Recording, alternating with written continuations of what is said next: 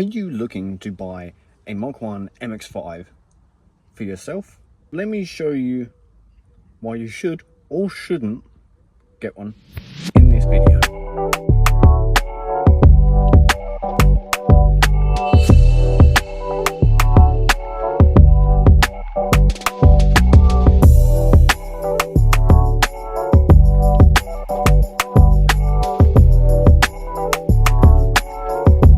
Now, one thing I definitely want to point out about these cars are that, number one, they are incredibly fun.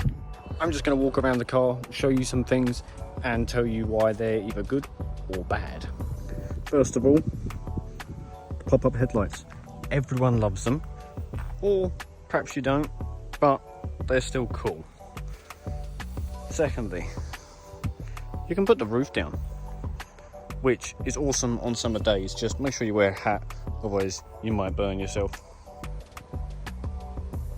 That's pretty much it.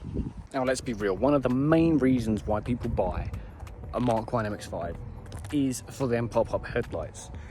And I can see why. This isn't my car, this is my partner's car.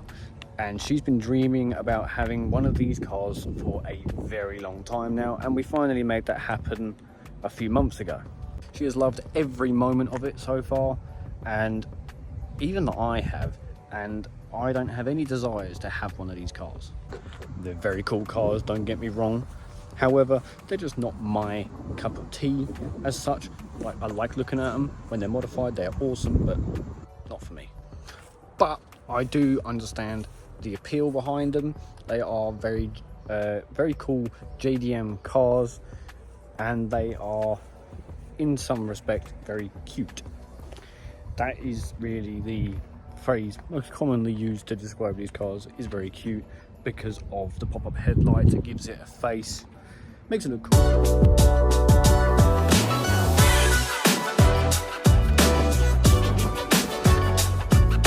You can get many different body kits for these cars, but the most common one to get is the Deuce kit or Dunce kit. I think it's Deuce, don't quote me on that though. And essentially this body kit gives it that very JDM drift car sort of look, and admittedly they are very nice, and that is possibly something which is planned for this car. Now, if you're planning on buying one of these cars yourself, there are a few things that I should mention that you should know about before you buy one of these cars. Some of these things I'm about to tell you probably already know, so if you already know, just skip ahead, and you might find something that you don't know about. The first things first is these cars are renowned for having rust, especially on the arches, on the sills, back arches, and underneath the car. A good example is this arch here, where you can see we have a fair amount of rust up here. Thankfully, that is the only bad rust on this car. Everything else is pretty much spot on. But 100% look out for rust, because unless you're looking for a rust project, as I like to call them, you really want to take a look, because there is a lot of hidden rust in these cars in places where you wouldn't really think to check when you're going to buy a new car. Like I said, especially all the sills, the arches, the back arches, underside, everywhere. Just check everywhere that you can. Secondly, the paint. Now, this is the original paint that was on this car when it came from Japan, and as you can see, it's taken its toll.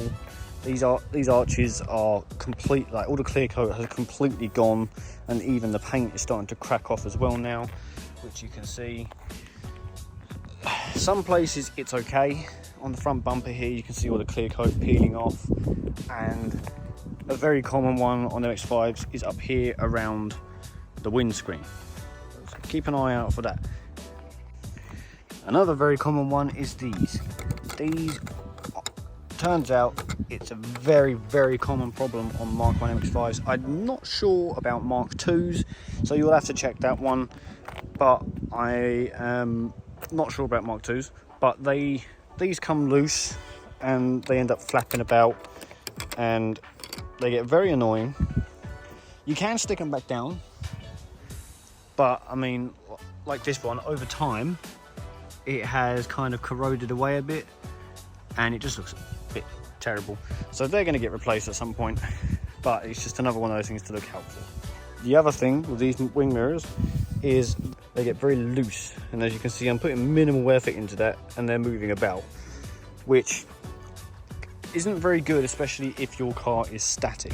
Now if you put coilovers on these things, as you know, going over any sort of bump makes for a fairly well, not unpleasant as such, but a fairly bumpy ride. And if you've got them wing mirrors on a car with a very bumpy ride, they're most likely going to fall, and then you're not going to be able to see. So it's just another thing to look out for, and perhaps even replace if you get one of these cars. Now I want to talk about practicality, because these cars are not very practical.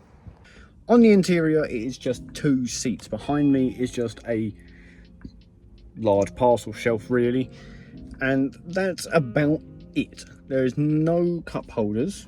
There is a little bit of storage space just here, but it's not very big. Like I said, there's no cup holders, so you're gonna have to buy them. And there is space, there is a glove box, which is a decent size. As for boot space, as you can see, I've got some shopping from today, and there is actually a fairly big amount of space, which is a pretty good thing considering there's not much space elsewhere. Now what I'm about to show you is probably my favourite part about this car, and you'll be surprised why. That.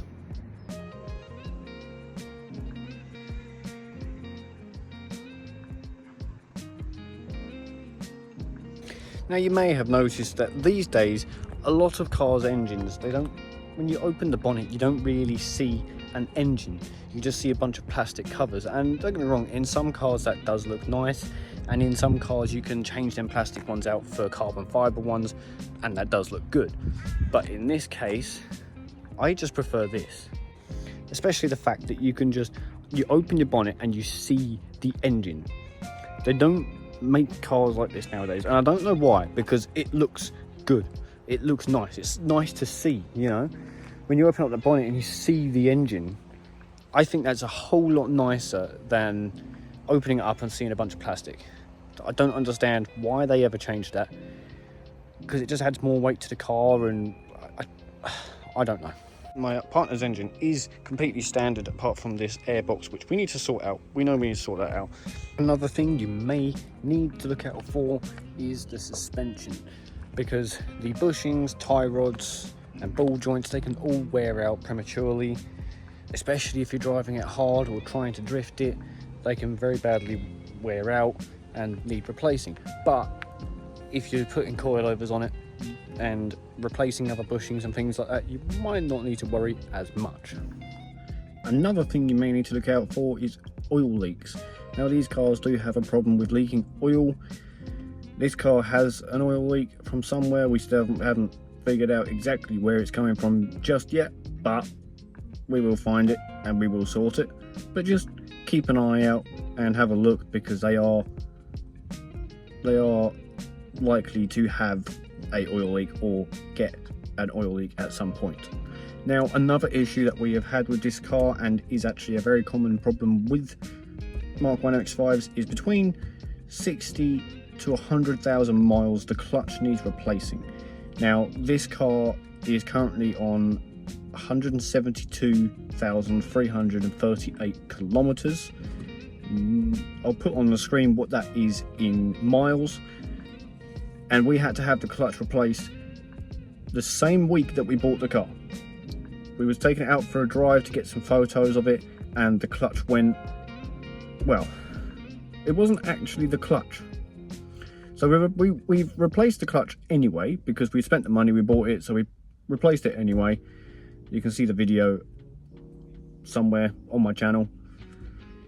But it turned out to be the pilot bearing. Now, that tells me that that's another thing to look out for, just in case, or just replace that if you're going to replace the clutch. Just do it, it will save you a lot of hassle in the future. Thank you very much for watching this video. I hope this gave you a little bit of an insight on what it's like to own one of these, or what you need to look for to buy one. And happy buying. Catch you in the next video.